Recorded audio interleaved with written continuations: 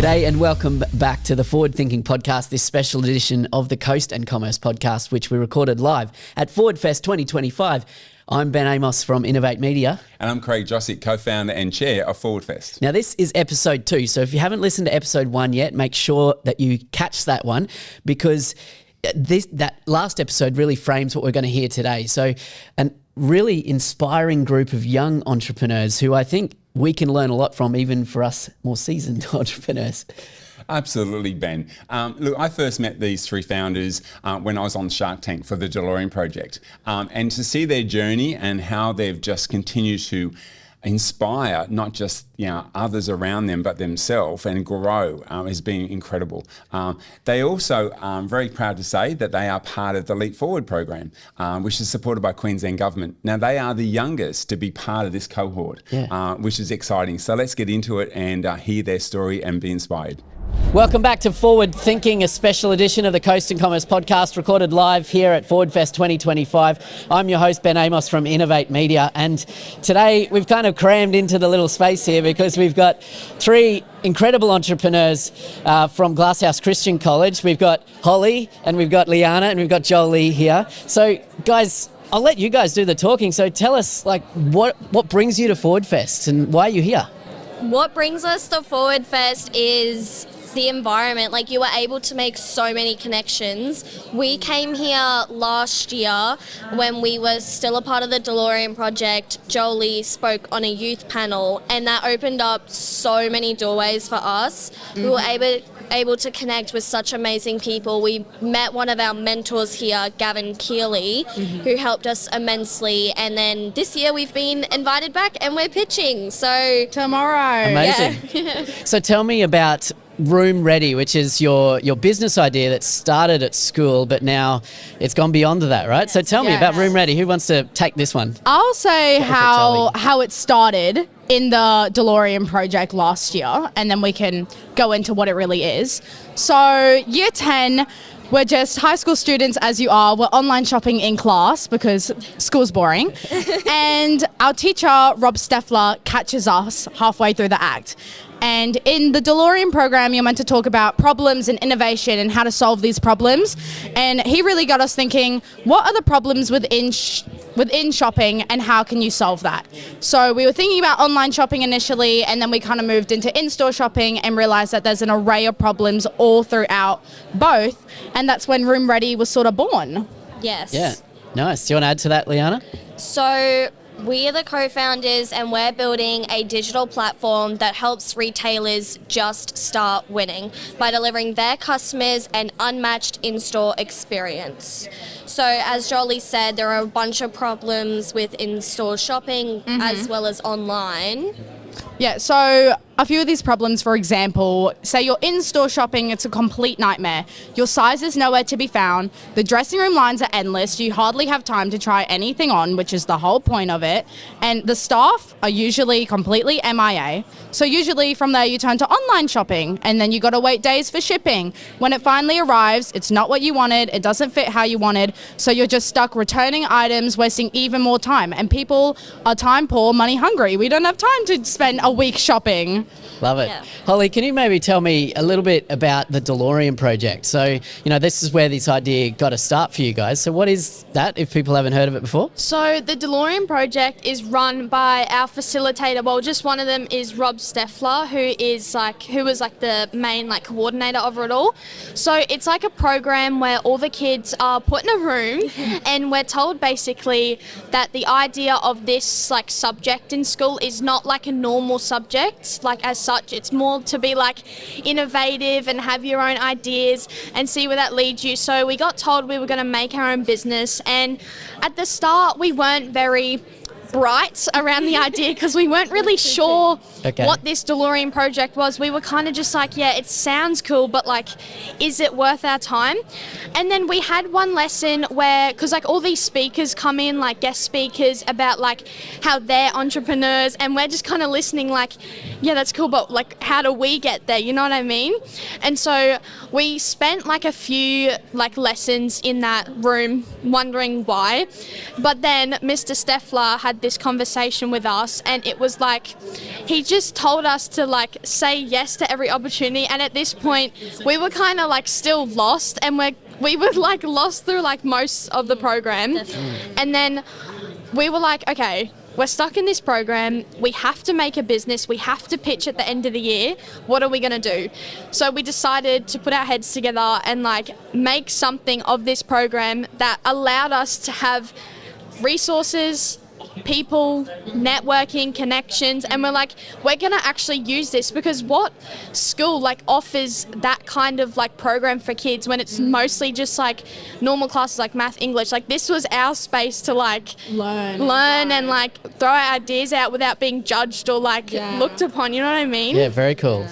Excellent. So I'm going to ask each of you the same question and give you a little bit of time to think while I ask you the question. Okay, I'm going to start with you, Jolie, but basically the question is, you know, as you've kind of taken on this entrepreneur mindset and you've got your business, you know, to where it is today, what's been the biggest learning for each of you? So the biggest kind of aha moment, the thing that's kind of like, I didn't even think like that until this moment, or the biggest thing that you've had to overcome. So I'll start with you, Jolie. Okay, definitely. I can remember one key moment.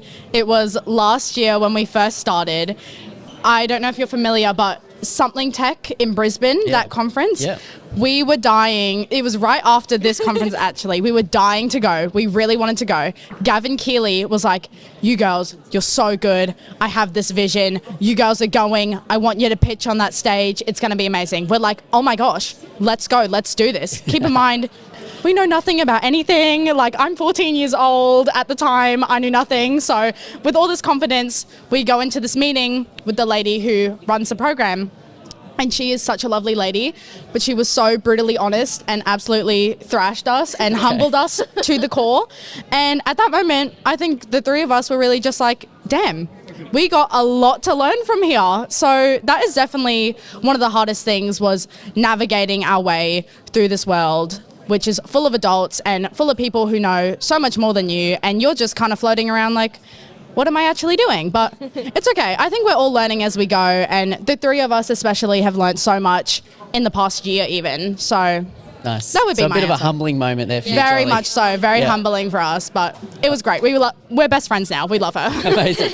Liana, what about you? What's been one of the key learnings as you've taken on this entrepreneur journey? I would say one of the key learnings is know who you are talking to before you start talking. We were at Something Tech. We had our own booth, a part of the Female Founders Showcase, and the booths weren't all set up yet, so we were just kind of chilling, waiting for people to come. We were very nervous, and this guy came up to our booth, and our teacher, Mrs. Steffler, said, you need to talk to him. We're like, oh yeah, sure, we'll talk to this guy, like, who even is he?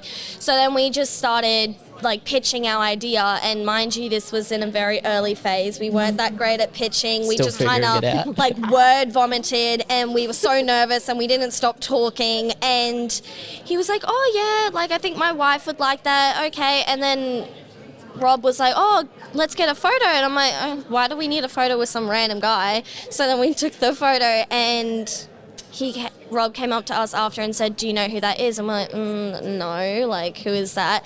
It was Steve Baxter, who was a shark on Shark Tank. And we were so embarrassed. We were like, oh my gosh, there's no way. We just actually word vomited to this man who was so important. So definitely we learnt that we need to pre-frame the conversation, know who we're speaking to, so we know what to say and we don't ramble on. Yeah.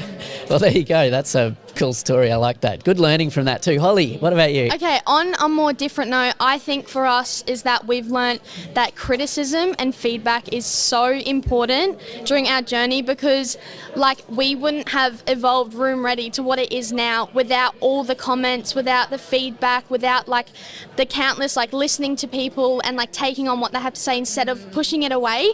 We've learnt to like really like open our mind and like realize that we need to adapt these things because these, like, that's what the people want.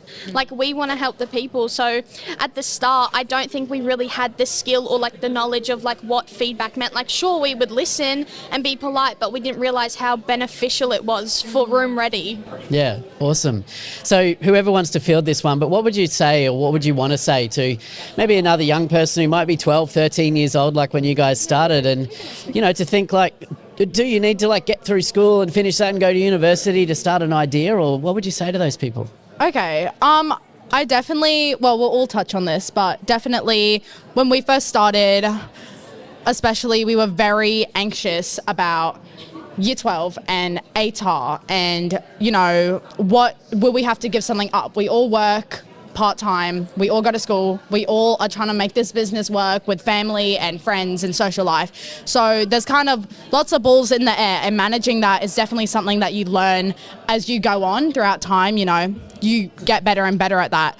But I definitely would not let that stop you. Like, no matter what, people throughout your whole entire life, you're going to have a busy schedule, no matter where you are, no matter if you're in high school, you're working full-time, you're going to be busy all the time. So I would just say, if you have an idea and you're ripe and you're youthful and you are capable of doing it, just go for it. There's literally nothing stopping you. And there's so many resources and there's so many people out here that we've personally encountered that want to help you and that will help you. Yeah. So Yeah, definitely. I don't know if you want to touch Liana, on that. do you want to add? I think that Forward Fest is such an amazing event because it fosters youth innovation.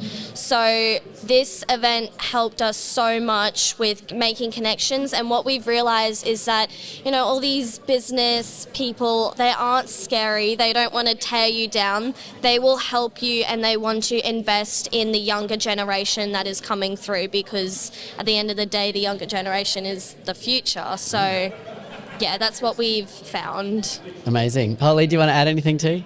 Yeah, I think that age or like where you are in life doesn't stop. Like, it shouldn't stop you. Like, I think if you have an idea and like you want to like put it out there, I don't think you shouldn't listen to your friends. If you have a friend group, this is really important.